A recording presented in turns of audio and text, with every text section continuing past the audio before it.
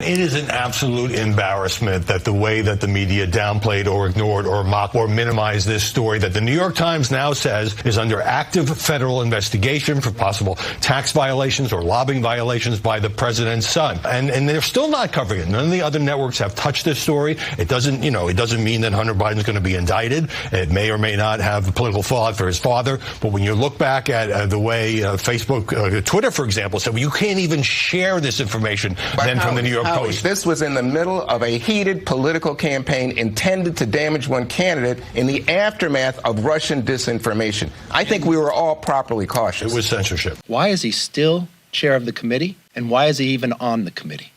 In a new Congress, if it's a new majority, he will not be. Wolf, I wish the intelligence community was at liberty to tell the public more. But we do know this. The Russians are once again actively involved in trying to denigrate the vice president.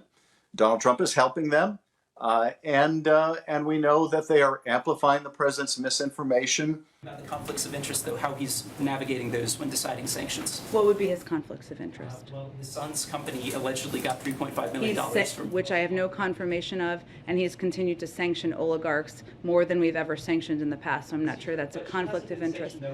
Go ahead. Thank you. Go ahead. I have a question about Russia now. I think we're moving on because we got to get some more people. Go ahead.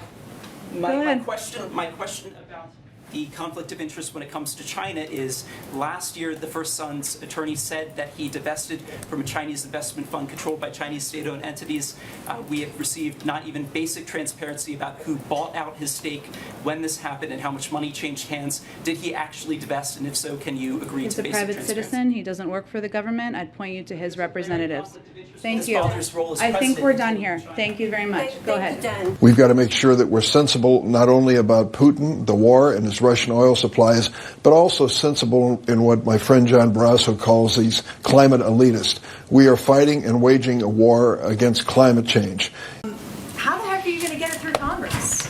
You have Republicans in the Senate who are making it very clear, leadership saying that there is no Republican support for moving any more money for, and they believe the White House hasn't made a strong enough case that funds can't just be moved around to fund these priorities. Sure. Well, we've been making that case publicly and privately. I think the White House talking point that we just played from Psaki is insulting on its face.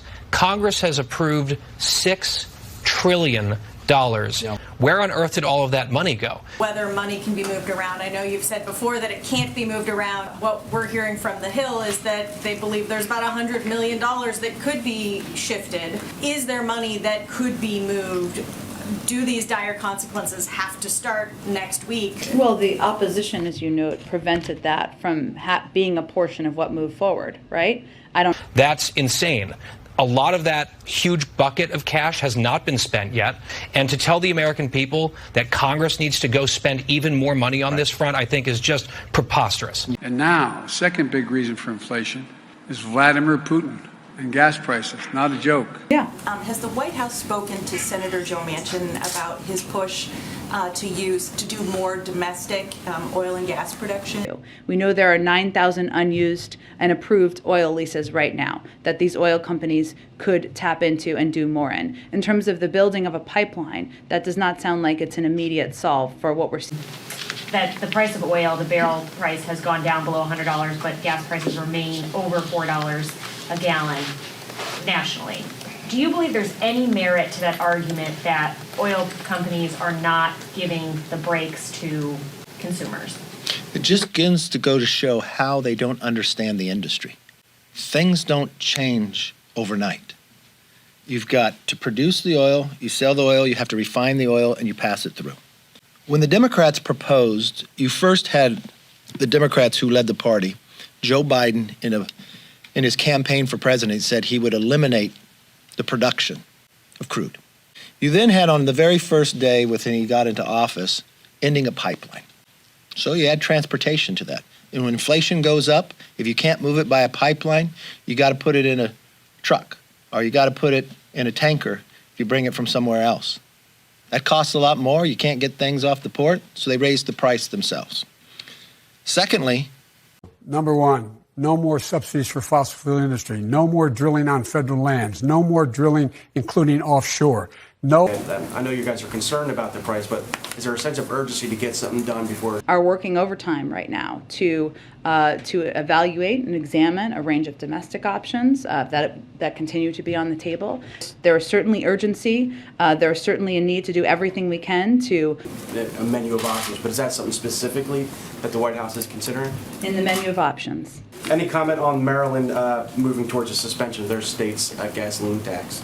There's a range of domestic options. I would note that from the federal standpoint, the gasoline tax is about 18 cents, right? Mm-hmm. So we're also looking at a range of options that might have. You brought up the 18 cents. Is that it wouldn't have much of an impact at 18 cents if you given it at $4.50. Is that a fair read of how you guys assess that? I'm not a mathematician, but given that the price of gas has gone up by 75 cents, $1, even more in some areas. We're continuing to look at a range of options. But we're looking at a range of domestic options, including all of the ones you mentioned. Just no decision has been made at this point in time. Your administration has been very clear about not wanting to raise taxes on average Americans, on the middle class. But gas prices at the pump have been a huge tax on anybody who is driving anywhere. What do you do about that? And are you in favor of potentially putting a hold on the national gas tax in the meantime until those prices do come down? Well, it continues to be important to keep options open. As you know, the president's taken a lot of steps to bring relief and to help stabilize oil prices, including that big release from the Strategic Petroleum Reserve. Of course, the long-term solution for this is energy independence and a shift to renewable energy here in this country.